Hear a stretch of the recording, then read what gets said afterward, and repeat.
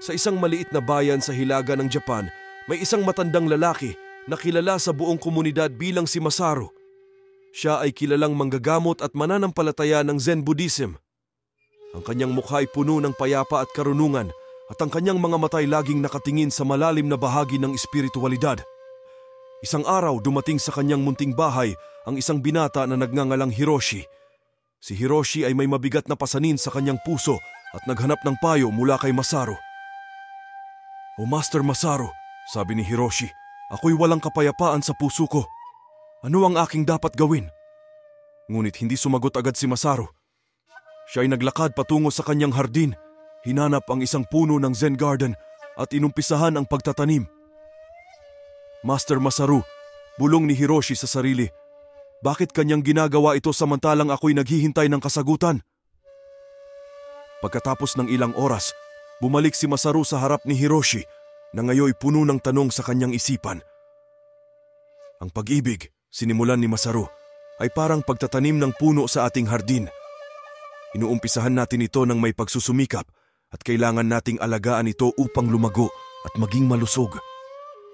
Iniabot ni Masaru ang isang binhi kay Hiroshi. Ito ang binhi ng pag-ibig. Dala ito ng pagmamahal sa sarili at sa iba. Subukan mo itong itanim sa iyong puso at alagaan ng mabuti. Nang araw-araw tinutukan ni Hiroshi ang binhi ng pag-ibig sa kanyang puso.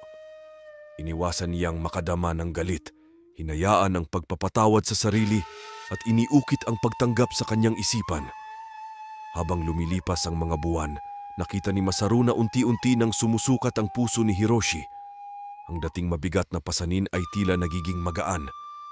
Isang araw, habang sila'y naglalakad sa hardin, napagtanto ni Hiroshi ang kahalagahan ng pag-aalaga sa sarili at sa iba.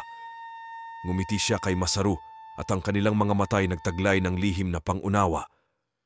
"Master Masaru," ani Hiroshi, "maraming salamat sa binhi ng pag-ibig. Sa pag-aalaga ko rito, natutunan kong mahalin ang sarili at ang mundo sa paligid ko."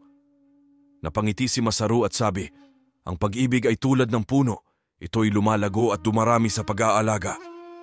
Ibinahagi ko lang sa iyo ang binhi, ngunit ikaw ang nagbigay ng buhay dito.